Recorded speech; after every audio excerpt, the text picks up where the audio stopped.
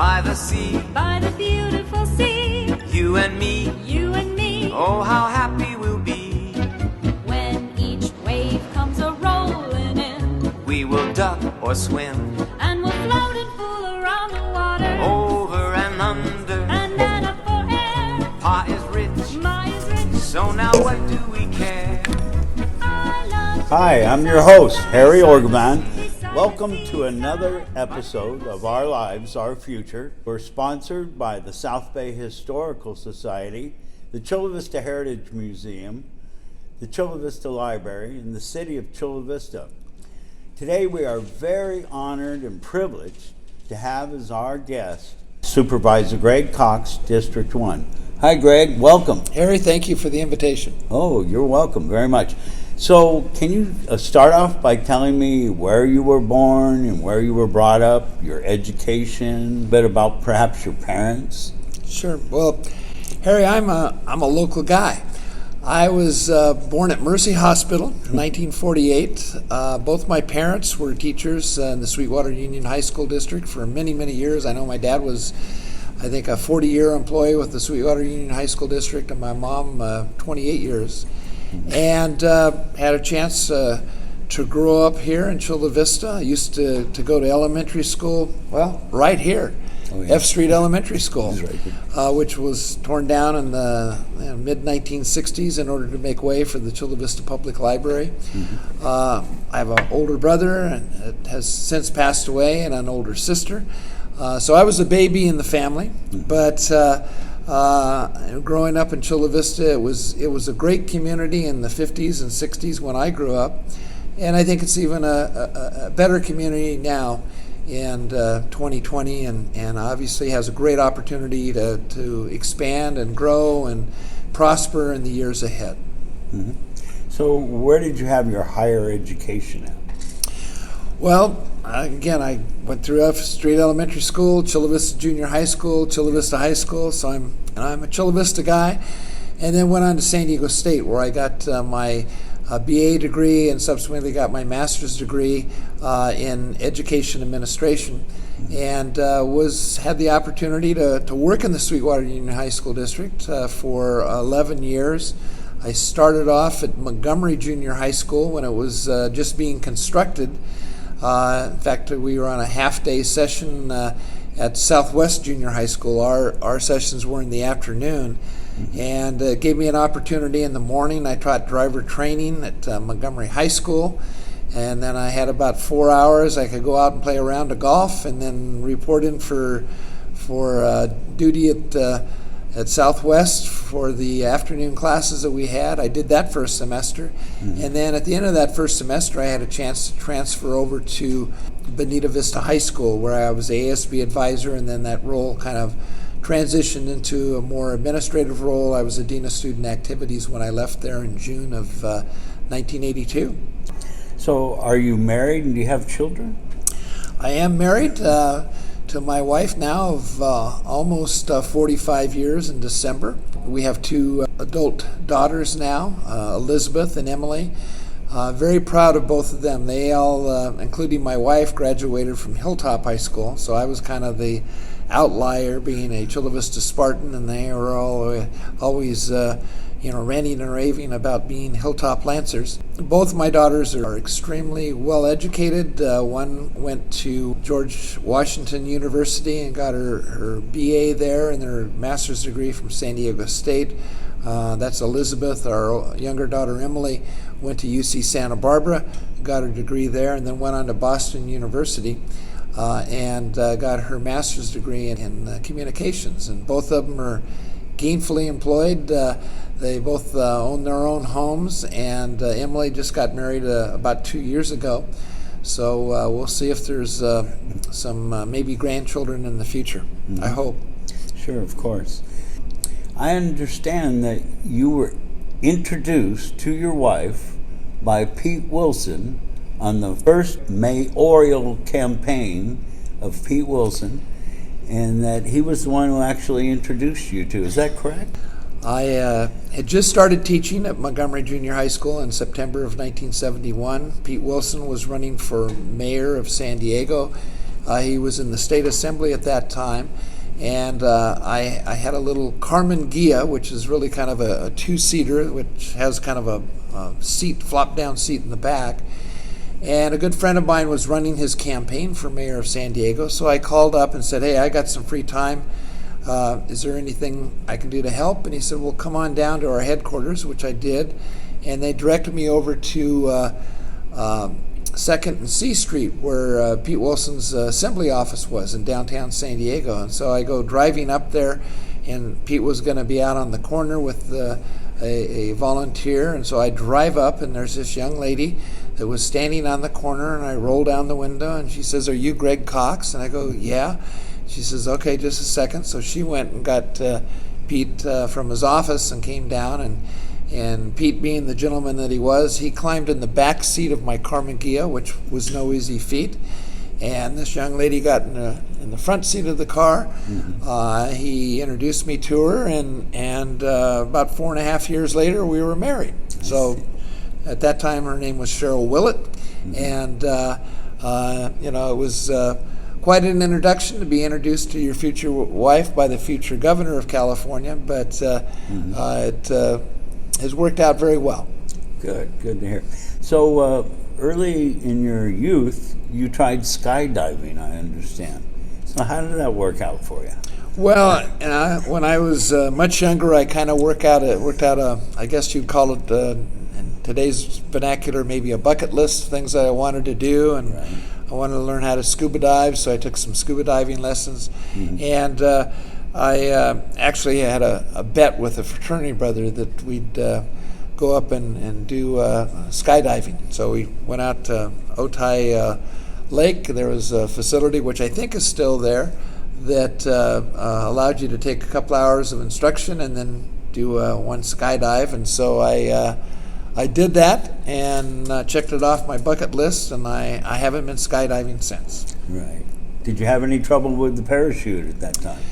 Well, that's an interesting question, because they give you the instructions on what you're supposed to do, and it's a very small plane, and both myself and my fraternity brother were in the plane with the flight instructor, and they tell you to climb out on the strut of the plane and hold on to the strut, and the drill master, the sky master, has his hand on your leg, and when he takes his hand off, you're supposed to jump off, push off, put your arms out, count to 6, and then look over your shoulder to make sure that your chute is open.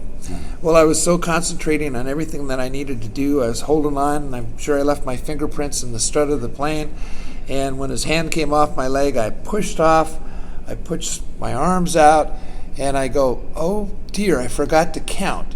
And so I looked over my shoulder, and in doing that, I kind of dipped down, and so I started somersaulting as I was going down, but it was a static line jump, and so the chute was pulled, and so the chute was open. The only problem was I had one leg over the strap and one leg that was where it was supposed to be. Right. And in that experience, I figured, well, at least the chute opened, so maybe the worst thing that'll happen is I'll break my leg. But I started swinging back and forth in the parachute and was able to do a kind of a reverse somersault and get my leg out, and I landed probably about 10 feet away from the target. Oh, good. Good ending. Close call, yeah. Well, it's good to hear everything went okay. You began your political career running for Chula Vista City Council in 1976. Was that the first time you ran? Yes, it is, and it was one of those things. My wife and I got married in December of 1975, and I was Dean of Student Activities at Bonita Vista High School. Then I was running a basketball tournament. We went on a honeymoon for a couple of days up in Lake Tahoe, came back, celebrated Christmas with our families, our parents, and then on December 26th, I had to run a basketball tournament for 4 straight days, and it was like probably about 18 hours a day, because we had basketball games starting at 8 o'clock in the morning. The last one, I think, started at 9 or 10 o'clock at night. So after that was over, I asked my wife, and this was right before New Year's Eve, I said, hey, what would you think if I ran for city council in Chula Vista? And she's always been very supportive. She said, go for it. So in early January, I ended up announcing in fortunately was elected the first time that I ran. So you served on the city council all the way up to 1981. I guess that's 2 terms. And what do you feel were your major accomplishments during that particular period of time? Well, I probably have to kind of bunch it all together because I was elected in 1976, ran for re-election in 1980, and then in 1981, the mayor of Chula Vista, Will Hyde, decided not to run for re-election, and so I saw that as an opportunity to make that transition from city council to mayor. Was elected in 1981, and then again in 1985 I was elected, but there was also a charter change that ended up being a 5-year term. So I had a chance to serve as 9 years as mayor. And during that time, it was a very interesting time in Chula Vista. We annexed the Montgomery area, which is to this day the largest inhabited annexation in the history of California. The Montgomery area was a fire protection district that had about 25,000 people. I mean, that's larger than the cities of Coronado and Imperial Beach and Lemon Grove and Del Mar, and annexed them into the city of Chula Vista. It was a tremendous challenge, but a great opportunity to kind of unite what was kind of a forgotten area. And so then we also, during that period of time, we worked with the purchasers of the Otay Ranch, 23,000 acres. That's one of the largest, at that time it was one of the largest parcels of land. It's comparable to about the entire city and county of San Francisco. And we worked with the county of San Diego, my predecessor on the Board of Supervisors, Brian Bilbray, to get the developer, the Baldwin brothers, to basically come up with a plan for the entire 23,000 acres, which was unheard of, to have that large of a master plan community going on, where you had one plan.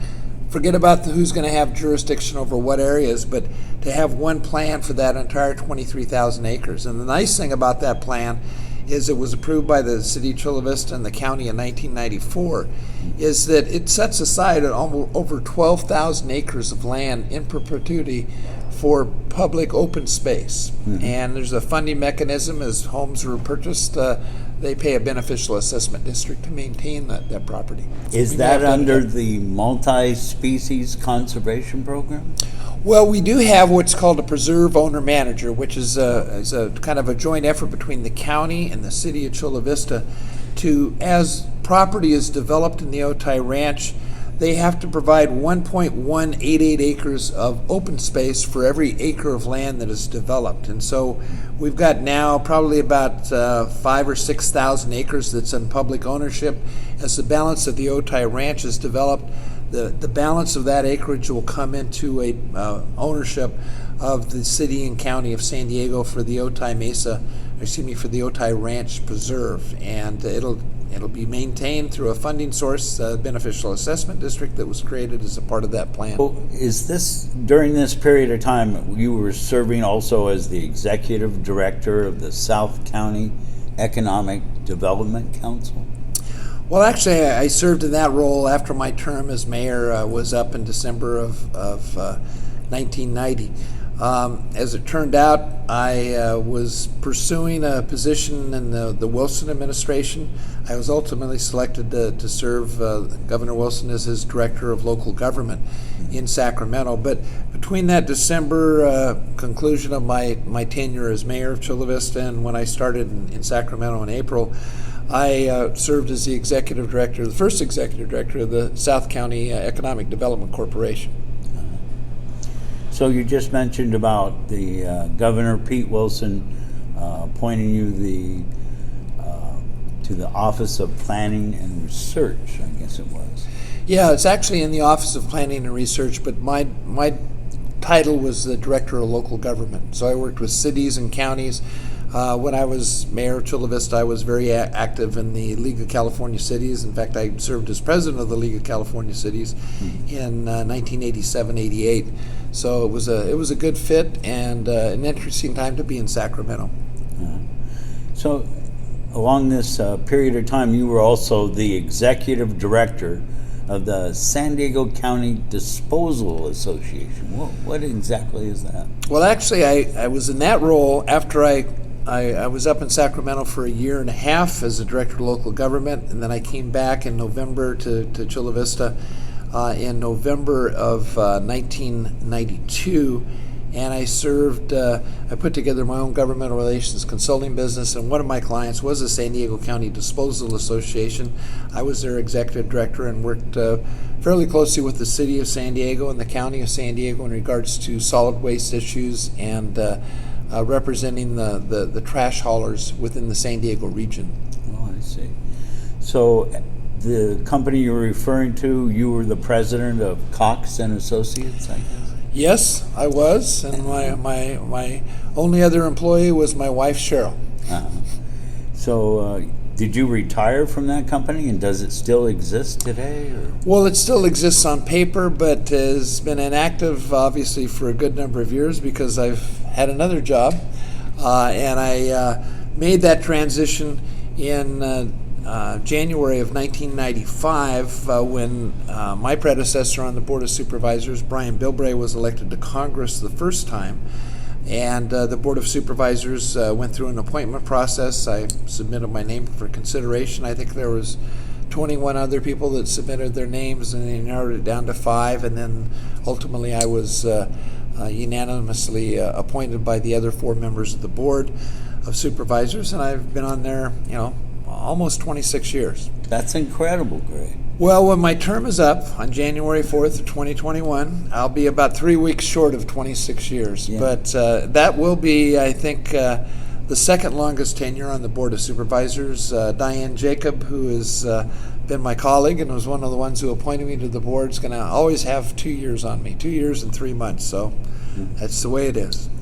So you mentioned retiring. I've got to ask you, what are you going to do after that term expires? I don't see you sitting around and doing nothing. I see your record, and it's incredible the things you've done. Well, I've got a lot of things I've really been proud of that I've worked on the City Council in Chula Vista and the Board of Supervisors. The San Pasqual Academy is a facility that we developed specifically for older foster teens that have gone through multiple placements. A lot of health and human service programs we've initiated at the county. But where my real passion has always been in parks and libraries and trails and bike paths. And so I will, even when I'm off the Board of Supervisors, I've got a long list of projects that I'm still working on. I'm going to try to get as many of those done or at least set up before I leave. But I'm going to continue to work on getting the Bayshore Bikeway completed around San Diego Bay as a volunteer. We've got about 2/3 of it done now, and funding for the balance of it is pretty much there. So it's just a matter of pushing it, down the bureaucratic path so we can get it done. I've got 3 county branch libraries in my district. All 3 of them are relatively brand new.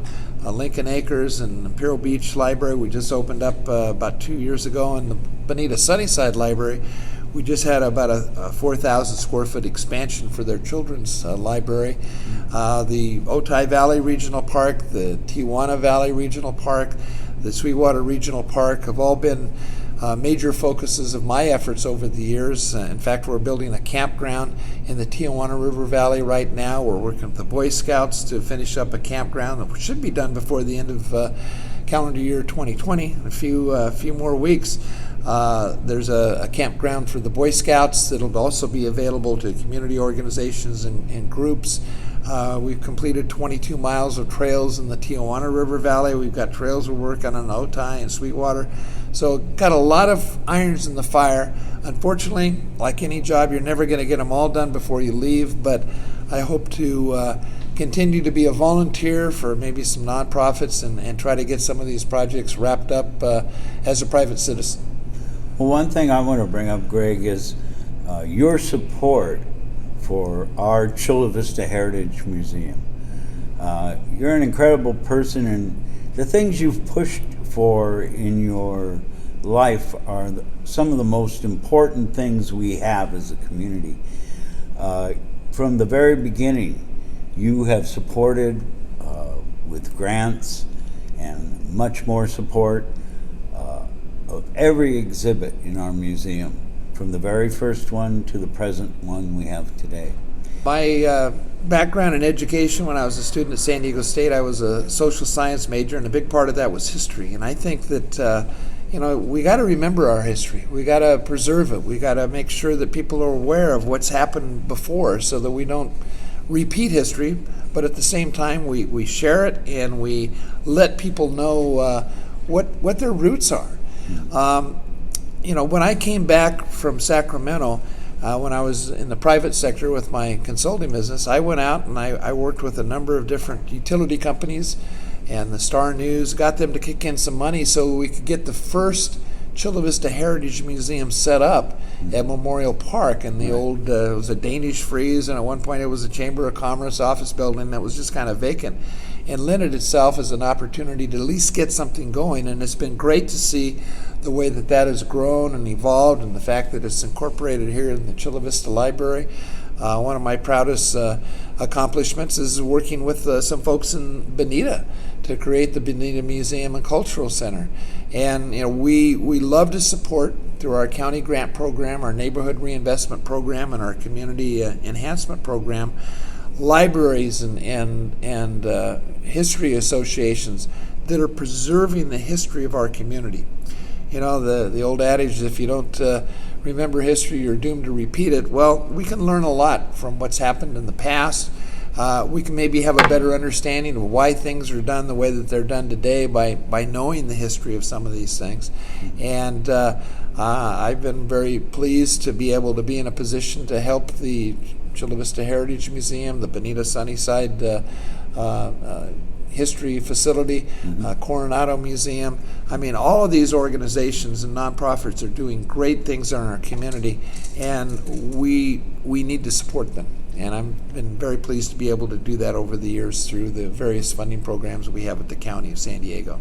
I appreciate you saying that, Greg. And our current exhibit allows the few Holocaust survivors we have in our community today to get recognition, to feel the community support, and to tell their stories for future generations as they're taught throughout our years of education in our community. Thank you very much, Greg. I really appreciate that. Well, it's been an honor and a pleasure to work with the folks here in Chula Vista and helping to bring this exhibit together. Ruth was a friend of my mother's, and I know that they had a very good discussion over many occasions. And we do need, and we are losing a lot of the Holocaust survivors, but it's really important that we never forget the lessons that we've learned from what happened during that tragic era in our time. Well, I have a close association with the Living Coast Discovery Center, and I understand you are the founder, or one of the founders, of the Chula Vista Nature Interpretive Center, which today has morphed into the Living Coast Discovery Center.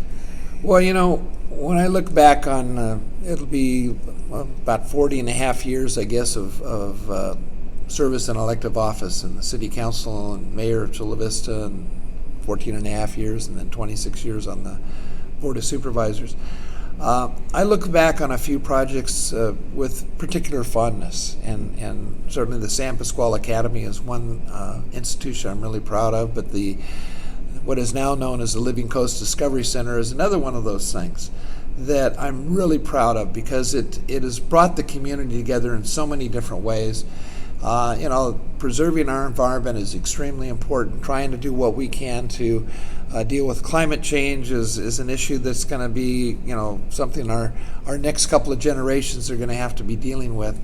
But having a facility like the Living Coast Discovery Center, I think, allows people to get a better understanding of what's happened right here in Chula Vista, and how we can all make a big difference in the future in regards to how we live, the environment that we have, and how we can help preserve the plant life and animal life that are in jeopardy of going extinct. And so the Living Coast Discovery Center is one of those projects that I worked with a number of people. None of these projects are done by one individual, but I was very pleased to be in a position to move that along and get it built And then subsequently, when I was on the Coastal Commission, I was able to get some funding directed to establish an endowment that hopefully will ensure that the Living Coast Discovery Center is here for future generations to see and enjoy.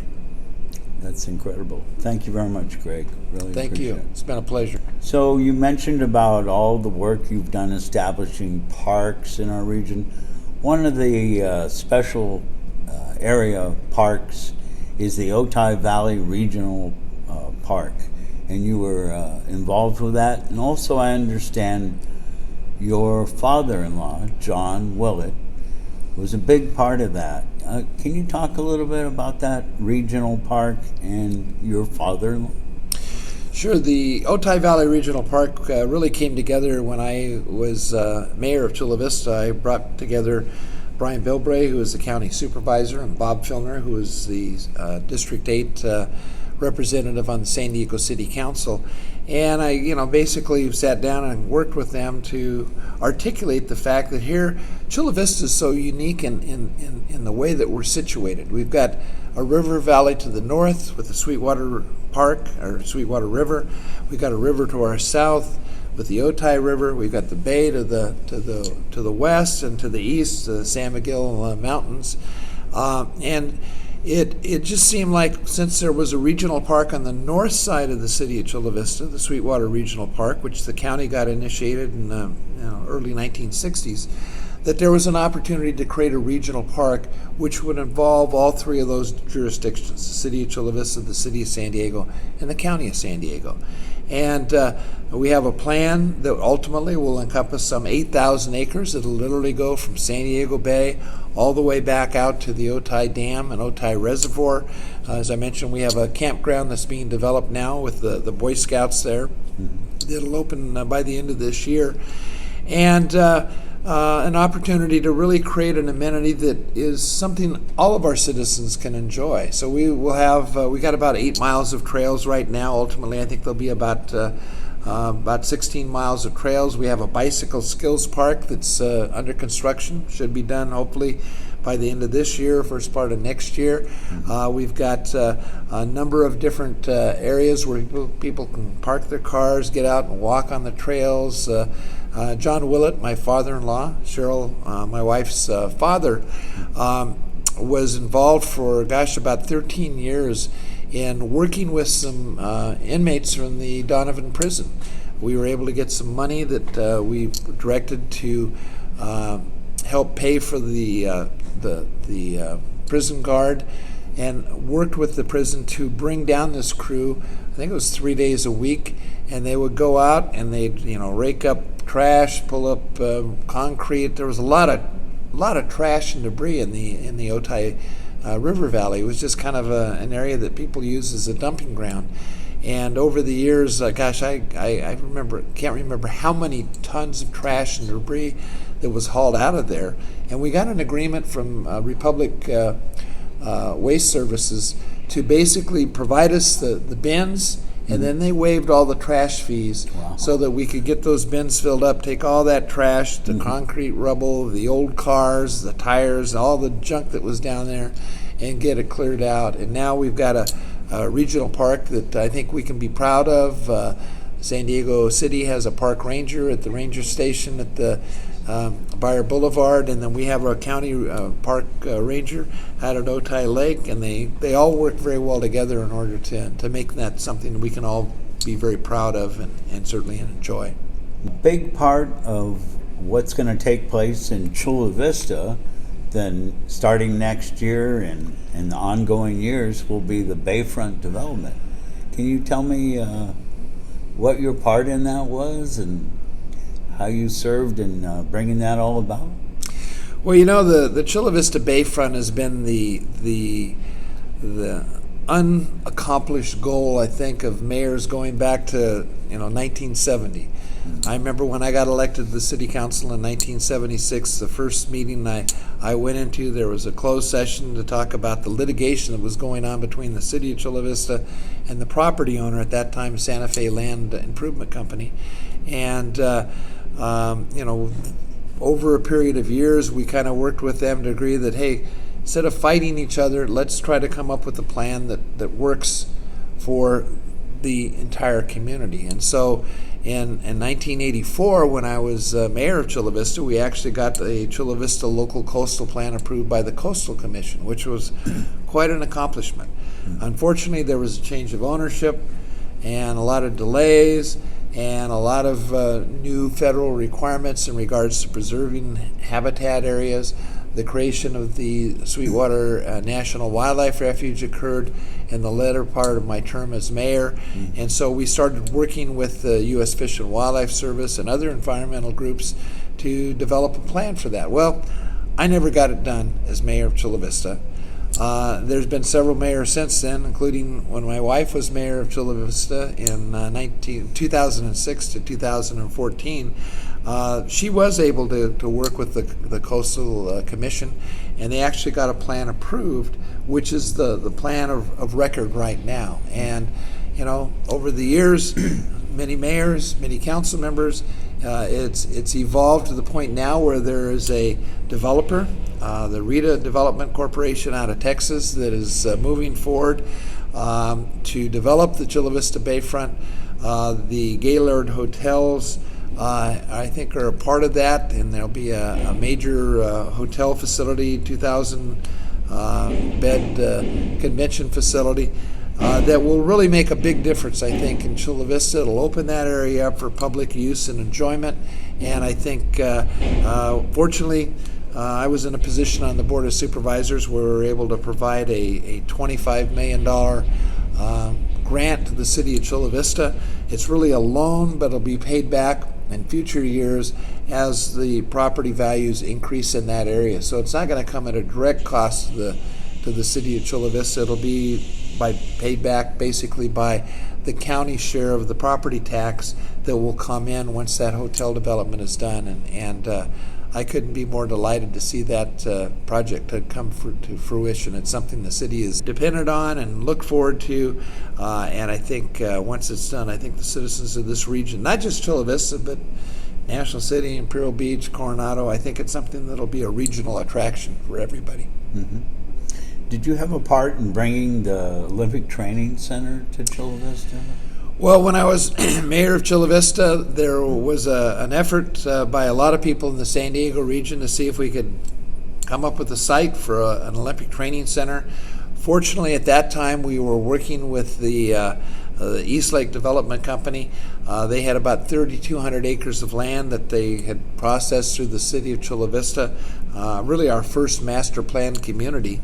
And they were in a position where they could provide about 150 acres of land right on the Otay Reservoir, or butting up against it, as a potential site. And there was a number of other sites in the region that were offered up, but this one was selected by the U.S. Olympic Committee as the best site for a training facility, and that was another one of the things I'm very, very proud of. Unfortunately, over the years, the U.S. Olympic Committee did not take full advantage of the facilities that they had here, and a couple of years ago they decided they were going to basically back out of operating that facility. Fortunately, the requirements of that land transfer dictated that the property would revert back to the city of Chula Vista, and now there still is an elite training facility that is in that location. And the U.S. Olympic Committee still has some funding that they provide for that, because they have a sports medicine facility that they continue to operate. So there's a lot of athletes that are training, not only U.S. athletes, but athletes from foreign countries that are coming there to train and take advantage of the year-round weather that we have, the beautiful facility that they have out there, and it's getting a lot of use. Yeah, I wanted to also ask you about the Polinsky Children's Center. I understand you're a supporter of that center.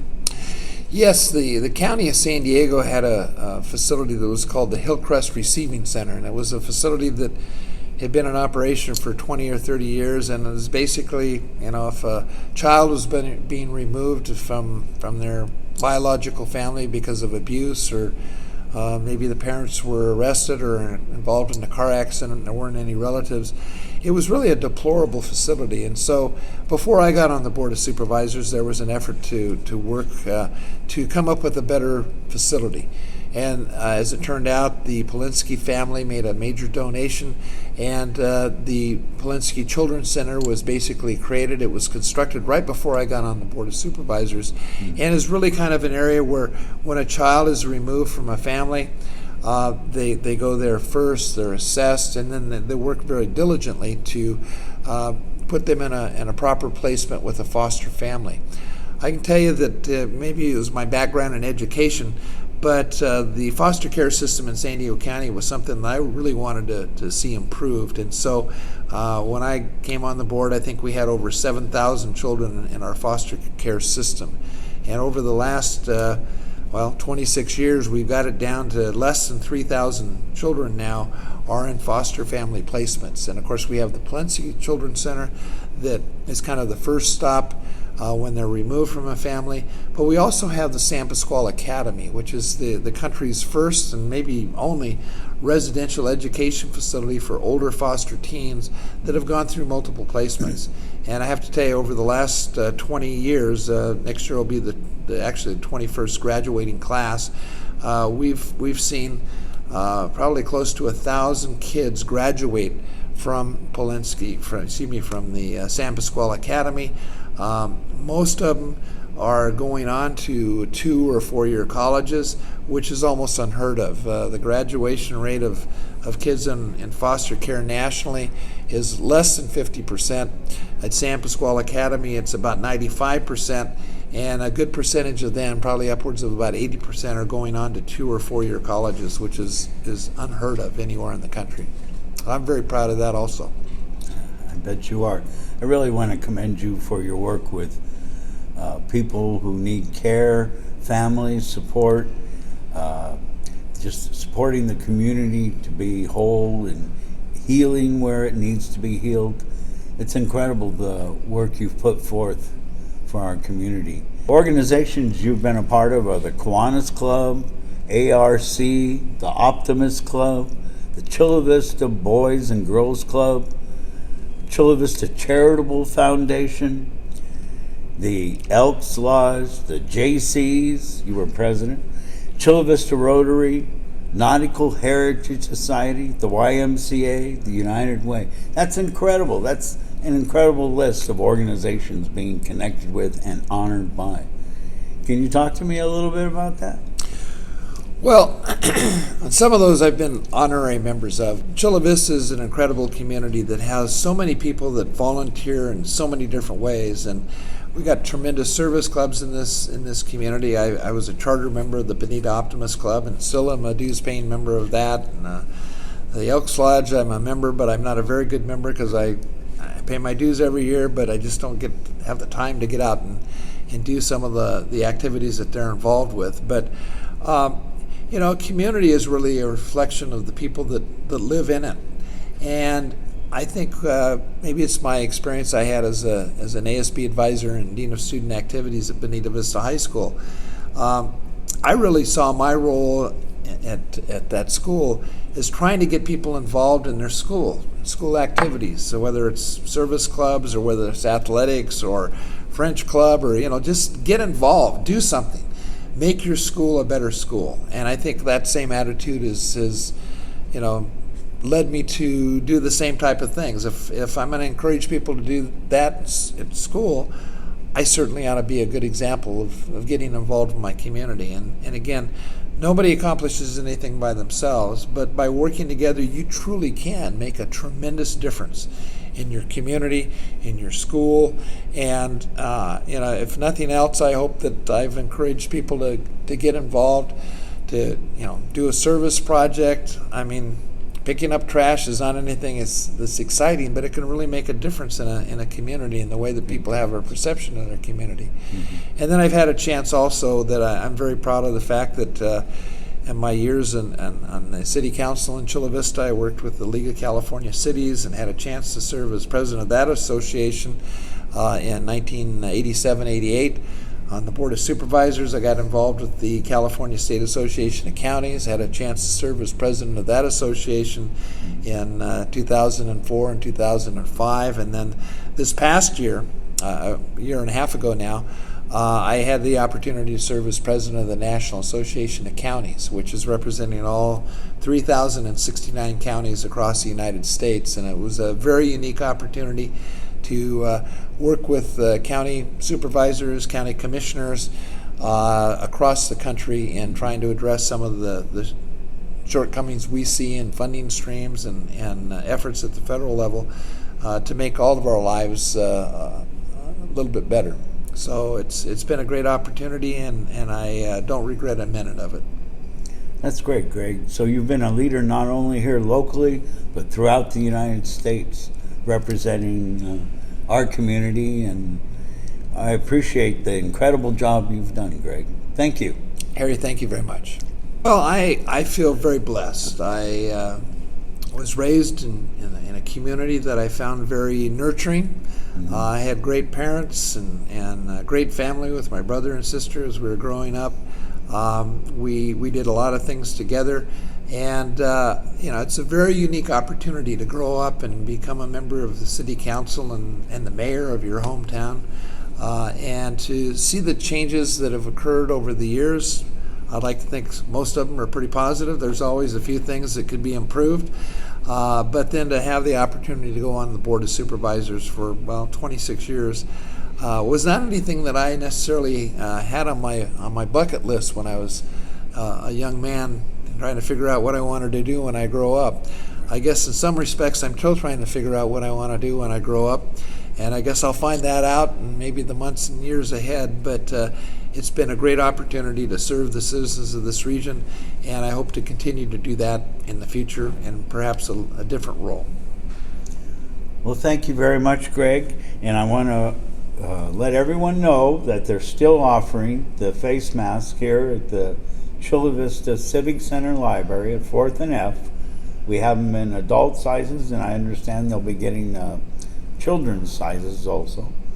But these are free, so please drive up and just walk over to the front of the library and they'll hand you one. Greg, I can't tell you how important you are to our community and how honored and how special you are. You've done so much for our community. I can't overstate that in any way. You're an incredible person. Thank you very much, Greg and Greg Cox, and I appreciate everything about you. Thank you, Harry. It's been a pleasure to be here with you. Thank you. And that's another episode of Our Lives, Our Future. Thank you all for joining. You and me, You and me, oh how happy we'll be. when each wave comes a-rolling in, We will duck or swim, and we'll float and fool around the water, over and under. and then up for air. Pa is rich, Ma is rich. so now what do we care? I love to be beside your side, Beside the sea, beside the seaside, by the beautiful sea.